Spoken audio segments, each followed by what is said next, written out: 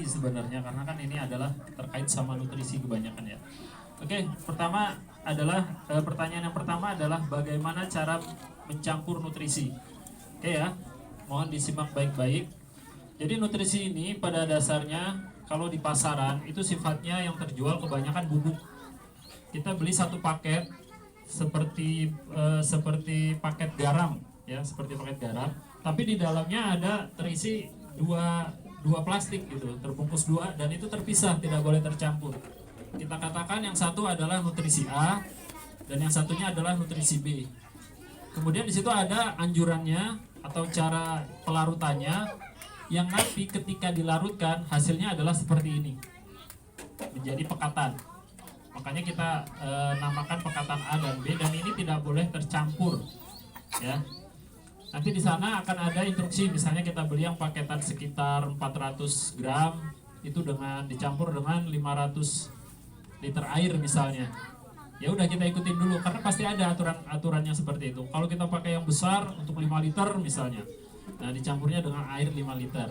Dan air yang dipakai, air terbaik selama ini yang Anda pakai itu, ya mungkin kalau bermerek-merek yang seperti ini mungkin bagus, cuma kan mahal ya. Anda biasa pakai air AC, air tetesan AC. Itu karena kadar pH-nya juga bagus. Terus kalau diukur dengan TDS meter, ppm-nya rendah sekali. Dia hanya sekitar 35 ppm, part per millionnya. Jadi dia itu seperti netral sekali airnya. Jadi ketika kita nanti jadikan itu untuk nutrisi, ketika kita ukur dengan alat, jadi angka yang muncul misalnya 1000 ppm itu adalah murni nutrisi. Harapannya seperti itu kalau airnya yang kita pakai adalah air-air yang seperti air AC tadi. Berbeda kalau kita pakai misalnya air yang di lingkungan kita ya, apakah itu air pump, apakah itu air sumur. Itu Anda pernah mengukur di lingkungan kita ini, air-air seperti itu ppm-nya sudah sangat tinggi, sekitar 365-an. Itu air baku. Jadi kalau kita akan membutuhkan misalnya takaran 1000 ppm, berarti kan di situ udah ada 300-an ppm yang kita nggak tahu itu kandungannya apa. Sedangkan kita membutuhkan 1000-nya itu adalah murni. Makanya saran Ana air AC. Kalau memang air AC-nya sudah langsung terbuang dan susah, yang paling mudah dan tidak terlalu mahal adalah air isi ulang. Dan kita kan nggak butuh terlalu banyak ya. Air isi ulang itu juga lumayan rendah. Tapi kalau memang mau seperti ini ya nggak apa-apa, air-air seperti ini. Nah itu untuk air. Untuk pencampurannya tadi ya, pertanyaan pertama ini adalah pertanyaan yang Anda anggap inti, karena di sini khawatir ada kesulitan. Ketika kita tidak mempunyai TDS meter, kita tidak punya alat ini, kita belum menjadikan diri kita profesional gitu ya. Kita pengen alat apa adanya seperti pembuatan tadi, kita bisa menggunakan alat-alat takar yang ada di rumah kita. Misalnya kalau kita punya suntikan itu kan ada ya, 5 mili, atau cup sirup penurun panas kan ada ya. Nah itu kan 5 mili, 10 mili gitu takarannya ya. Nah itu bisa dipakai. Larutan ini kalau kita takarkan 5 mili larutan A, kita siapkan air 1 liter dulu ya, 1 liter air. Nah 2 ini kita sebut pekatan dulu ya, yang 2 ini kita sebut adalah nutrisi pekatan. Jadi nanti kita akan campurkan untuk menjadi nutrisi yang dibutuhkan tanaman. Bukan ini langsung kita masukkan ke tanaman bisa mati. Karena ini hanya pekatan. Ini nanti bisa dipakai sangat banyak sekali sebenarnya. Untuk 1 liter air itu hanya dibutuhkan 5 mili. 5 mili dari pekatan ini. 5 mili A, kemudian dicampur dengan 5 mili B. Jadi intinya adalah pekatan ini hanya boleh tercampur ketika kita akan membuat nutrisi yang akan diserap oleh tanaman. Selebihnya tidak boleh tercampur, karena kalau tercampur ini bentuknya akan mengeras dia. Jadi hanya boleh tercampur di situ karena memang cuma sedikit. Ketika bercampur dengan air yang banyak, yang 1 liter tadi, nah itu dia akan menjadi nutrisi yang dibutuhkan saja gitu. Jadi tidak merusak dari dua dua apa dua kandungan yang A dan B ini. Jadi ini tetap harus terpisah. Dia hanya akan tercampur ketika kita akan campurkan dengan 1 liter plus 5 mili tadi. 5 mili itu untuk tanaman yang Anda sebutkan tadi. Ketika dia sudah berdaun 4, ya, dia sudah mulai butuh nutrisi, kita perkenalkan dengan air yang itu, yang 5 mili per 1 liter. 5 mili A dan 5 mili B ya. Kita anggapnya 5 mili, jangan 10 mili hitungnya, pokoknya 5 mili, 5 mili. Kemudian 1 liter itu kan nggak semuanya habis ya kalau kita memang nanamnya nggak banyak. Misalnya 1 bak ini mungkin bisa lah 1 liter ya. Kalau 1 bak, starter kit ini. Itu sekitar, jadi kita bikin 4 tahap ukuran nutrisi itu. 5 mili untuk minggu pertama pemberian nutrisi, 5 mili, 7-8 mili, kemudian 10 mili, itu saja. Ini nggak baku ya, ada sebagian orang yang pakai dengan ukuran lain. Cuma kebanyakan dan rata-rata kalau kita pakai alat yang seperti tadi, cuma pakai takaran-takaran mililiter, kita pakainya ini saja, lebih mudah dan diingat gitu. Pertama adalah 5 mili, 1 minggu kemudian naik menjadi 7 mili, kemudian 1 minggu berikutnya sampai panen itu kita naikkan menjadi 10 mili, 10 mili untuk dijadikan 1 liter air nutrisi. Itu kalau kita ukur dengan TDS meter, sekitar yang 5 mili tadi ya sekitar 400 sampai 500. Kemudian tahapan berikutnya itu berarti Anda sebutkan tadi 3 tahap ya. 4 tahap. Tahap pertama kita tidak pakai nutrisi. Ya. Yang ini tadi kan kita nggak pakai nutrisi nih. Sampai sebesar ini belum pakai nutrisi.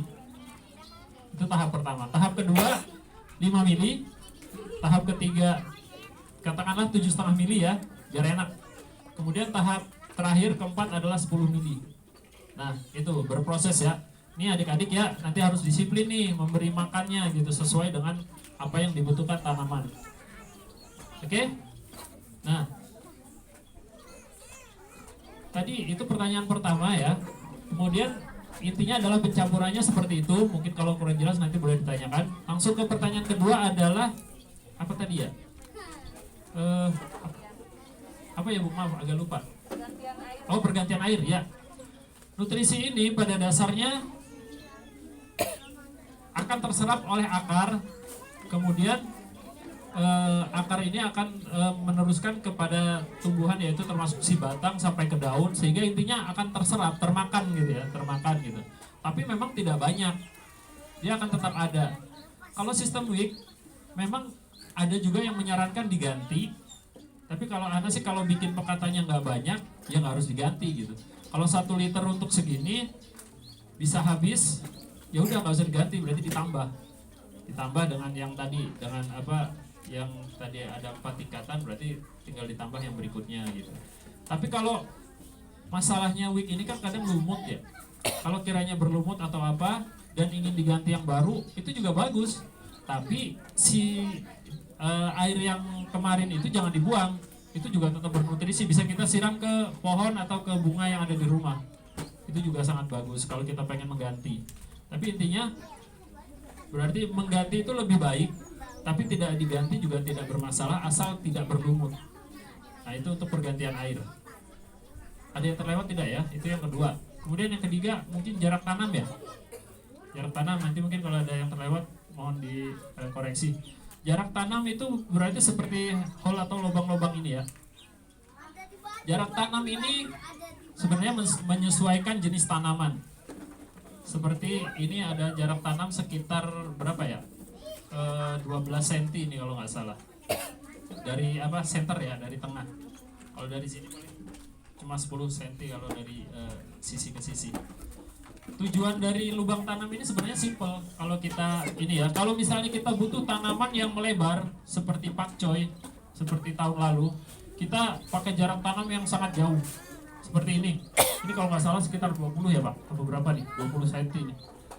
Tujuannya jelas, ketika dia tumbuh dan melebar, itu dia akan maksimal hasilnya. Makanya kalau pernah lihat hasilnya atau nanti Pak Musi sudah mulai nyemai ya. Nah, insya Allah nanti kita tunggu 30 hari ke depan. Wah, biar tertantang nih Pak. Insya Allah nanti hasilnya akan ada. Dia akan melebar. Tapi kalau seperti kangkung yang memang tumbuhnya lebih ke atas, dia sebenarnya jaraknya itu nggak harus jauh. Jadi di sini sebenarnya kalau kita mau bikin yang instalasi itu ujiannya ya ketika kita perjauh jarak, kita akan mendapatkan lubang yang sedikit. Tapi kalau kita dekatkan jarak, kita mungkin akan dapatkan lubang yang banyak, lubang tanam. Tapi pilihan untuk bertanamnya nanti sedikit. Misalnya kita pengen nanam kangkung, jaraknya dekat-dekat. Tapi ketika kita mau nanam samhong yang memang melebar, itu kita akan kesulitan nanti. Bisa jadi kita akan nanamnya di seling-seling. Nah, jadi intinya fungsi dari jarak tanam ini adalah sesuai dengan tanaman yang akan kita tanam. Kalau untuk amannya seperti ini, kalau kita misalnya pengen bikin di rumah, jarak tanam biasa sekitar 18-20. Kalau anak pakai 18 di rumah. Kalau yang seperti ini ya sesuai aja. Ini bisa kita sesuaikan karena kan starter kit ini memang sudah dibuat seperti ini. Kalau kita mau tanam kangkung ini bisa dipenuhi semua. Kalau misalnya mau tanaman yang lain, untuk semai awal nggak masalah penuh.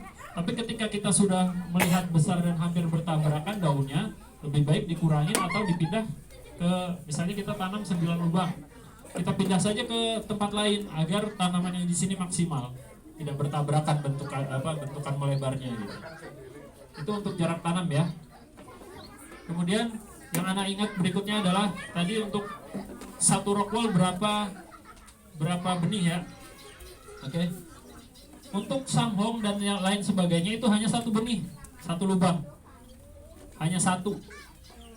Kalau ada dua, pernah anak tanam karena sayang dibuang misalnya, pernah anak taruh dua, ya dia kayak berebut makanan gitu, nggak maksimal, nggak mau gede gitu. Kalau mau dipindah atau mungkin dihilangkan satu. Kalau apa ini? Kangkung. Nah, kangkung ini bisa banyak seperti yang disebutkan tadi, bisa 5 atau 6. Misalnya kita potong dadu. Misalnya kalau yang harusnya untuk tanaman ini kita lubangin satu untuk 3 kan. Nah, kalau untuk kangkung kita lubangin bisa 5 nih. 1, 2, 3, 4, 5 atau 6. Nah, kita masukkan 6 buah bibit. Nah, kalau kangkung kayak gitu. Yang anak ketahui hanya kangkung sih yang seperti itu. Bayam mungkin ya, bayam. Anak belum ini kalau nanam bayam. Kalau untuk yang lain yang seperti sawi-sawian dan sejenisnya itu 1. Oke, itu saja. Tadi ada pertanyaan yang belum Ana jawab. Ana terlupa nih. Kayaknya udah ya, 4 ya. Intinya itu. Oke, iya Pak, Bu. Ini apa ya? Yang pakai apa ya, Bu? Kan mau nanya lagi. Oh, boleh. Kalau untuk nutrisi A dan B itu apakah kita bisa membuat sendiri atau memang harus selalu membeli? Oh, iya. Yang pertama. Untuk kedua, untuk penyakit tanaman yang biasa muncul itu apa dan cara penanggulangannya? Baik, untuk nutrisi ini sebenarnya kita bisa bikin, tapi ini bahan-bahannya tetap beli sih dan tetap susah dicari gitu. Jadi untuk langkah termudah adalah kita membeli yang sudah disiapkan oleh produsennya aja. Cuma mereknya memang banyak macamnya ya. Dan termudah kalau kita belum sampai ke produksi yang akan kita jual misalnya, kita masih aman dengan membeli saja. Membeli yang produk-produk yang terjual saja. Kecuali kalau kita sudah melihat cost kebutuhannya di situ, kita ingin jual yang banyak, terus ingin menekan pengeluaran misalnya, kita bisa beli bahan-bahannya dengan meracik sendiri. Itu juga sebenarnya ada pelajarannya untuk meracik nutrisi seperti ini, begitu. Dan untuk penyakit itu kalau untuk yang luar biasa seperti tanaman-tanaman yang lain, yaitu seperti spidermint, terus ada kalau yang putih-putih itu ya. Nah, itu sebenarnya penanganan awalnya itu bisa dibilang yang nggak pakai kimia ya, yang bisa kita buat di rumah. Itu juga sebenarnya nggak baku, tapi banyak yang melakukan. Misalnya dia dengan bawang putih digerus misalnya, hanya bawang putih saja, kemudian dicampur air, itu disemprotkan. Itu juga bisa. Terus ada juga yang dicampur misalnya dengan apa gitu. Sebenarnya itu lebih ke eksperimen mereka gitu. Teman-teman semua itu banyak yang bereksperimen. Misalnya dicampur dengan kemiri atau apa gitu ya. Terus disemprotkan gitu kan. Ya kalau ada mending buat bikin nasi goreng gitu ya. Tapi intinya dia memanfaatkan itu untuk menghindari obat-obat kimia. Karena kalau obat kimia kita beli, kita semprotkan, selesai gitu kan. Tapi kita kan inti tanaman ini kita usahakan jauh dari hal-hal kayak gitu, ya, Bu ya. Mungkin itu dari penyakit-penyakit. Terus kalau mungkin yang bawah itu adalah busuk akar. Busuk akar itu jadi dia tidak bisa menyerap tanaman, akarnya busuk. Itu penyebabnya juga banyak. Salah satunya adalah mungkin pernah kekeringan atau kondisi air itu terlalu panas, air yang ada di tandon ya, begitu ya Bu ya. Kemudian tadi saya baru ingat tuh tentang seberapa butuh sih matahari untuk tanaman gitu ya, untuk rumah yang menghadap timur misalnya. Jadi tanaman ini sangat membutuhkan matahari. Makanya dari proses awal tadi adalah setelah 1 hari setelah pecah, kita harus cari nih matahari. Kita benar-benar butuh matahari itu. Kita bahkan harus mengeluarkan dulu, harus kita jemur gitu ya, harus kita jemur. Bahkan salah satu tantangannya ketika kita nyemai musim hujan, itu dulu anak pernah nyemai musim hujan, misalnya nyemai 100 gitu ya. Kita nyemai pagi hari itu dengan harapan besok pagi akan cerah, akan ada matahari. Seperti itu harapannya si tukang semai itu begitu. Dengan begitu kan kita bisa perkenalkan dia dengan matahari di hari awal gitu ya, 1 hari setelah semai gitu. Tapi ketika mendung hujan itu kita akali dengan misalnya kita kasih sinar lampu di dalam. Itu mungkin hanya solusi tapi tidak semaksimal matahari. Artinya matahari sangat penting. Kemudian butuhnya itu sebenarnya dari pagi hari sampai jam 10 atau jam 11 dia udah cukup. Nah, tapi kalau pertanyaannya dibalik, gimana kalau dapatnya jam 2 sampai sore?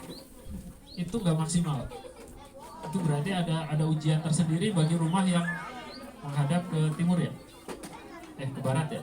Maksudnya ya intinya itu, jadi yang nggak dapat matahari pagi itu ada ujian tersendiri. Makanya kalau untuk pembuatan yang tidak banyak ujian yang cuma hanya bikin beberapa ini, jadi kita masih bisa angkat lah, kita tanam di atas pagar dan lain sebagainya. Mungkin itu saja penjelasan dari Ana. Jika ada pertanyaan lain yang memang kiranya penting, boleh ditambahkan. Kalau tidak, mungkin Ana cukupkan ya Bu ya. Ana cukupkan karena hari juga sudah terik. Tapi alhamdulillah ini kesiapan dari ibu-ibu dan bapak-bapak, ibu guru dan tim sekolah semuanya dengan memajukan 1 jam, ternyata menurut Ana ini maksimal sekali. Insya Allah kedepannya kita tentukan waktu seperti ini saja gitu, agak lebih pagi. Karena tahun kemarin ya kita mulai jam 8 itu ya nggak jam 8 gitu kan. Akhirnya udah sangat terik, jelasin udah bingung gitu kan. Terus yang mau nanya juga, tapi kalau pas sesi tanya sebenarnya malah semakin seru gitu. Tapi kan kondisi sudah tidak memungkinkan. Mungkin itu saja. Mungkin nanti jika ada pertanyaan bisa lewat Bu Yuli ya. Nanti Bu Yuli juga bisa sampaikan ke Ana. Intinya adalah proses selanjutnya adalah untuk kesediaan peralatan. Ana tanya kembali, sudah ada yang mencari sendiri atau mengkoordinir, itu silakan. Intinya itu adalah bagaimana cara mendapatkan peralatan-peralatan ini. Tapi jika belum ada, silahkan. Ana ada kontaknya, rumahnya nggak jauh dari sini. Nanti silahkan hubungin beliau atau bisa dikoordinir dengan ibu-ibu yang lain atau bagaimana caranya lah. Intinya bukan Ana yang jualan, Ana cuma mengarahkan agar tepat sasaran dan tidak mubazir. Tidak mubazir dalam artian gini. Kalau ibu-ibu tidak ingin membeli starter kit, nanti akan Ana tanyakan paket hematnya apa sih. Kalau anak-anak pengen bikin sesimpel ini gitu kan, anak-anak pengen bikin simpel nih dari botol-botol bekas misalnya. Dari botol bekas kan bisa seperti ini misalnya, dipotong, dibalik, selesai kan. Ininya dicat hitam. Atau kalau kita nggak mau cat hitam, sebenarnya kita bungkus plastik hitam saja, terus dikasih solatif gitu ya. Mungkin lebih tidak terlalu pakai modal lah istilahnya kan. Nah itu juga bisa, intinya dibikin gelap, botol dibalik. Makanya malah Ana sih pengennya ada kreasi lain yang mungkin teman-teman di sini tidak lakukan gitu. Bagaimana itu nanti ya disitulah mungkin akan terlihat letak keterampilan dari adik-adik yang tentunya didukung oleh bapak dan ibu semuanya. Mungkin itu saja dari Ana. Ana mohon maaf apabila ada salah-salah kata dari perkataan Ana yang sangat banyak ini, banyak dibanding yang ada di sini, karena Ana di sini berbicara gitu ya. Ana mohon maaf, dan kepada Allah Ana mohon ampun. Pada adik-adik semua tetap semangat. Adik-adik sangat butuh dukungan orang tua, butuh dukungan guru, karena anak-anak seusia ini memang masih butuh sangat sekali dukungan itu gitu ya. Dan orang tua akan sangat dilihat peran pentingnya untuk hasil yang akan dicapai oleh anak-anak tersebut. Mungkin dari Ana itu saja. Ana cukupkan sampai di sini. Sebelumnya kita tutup dengan doa kafaratul majlis. Assalamualaikum warahmatullahi wabarakatuh. Subhanakallahumma wa bihamdika asyhadu an la ilaha illa anta astaghfiruka wa atubu ilaik.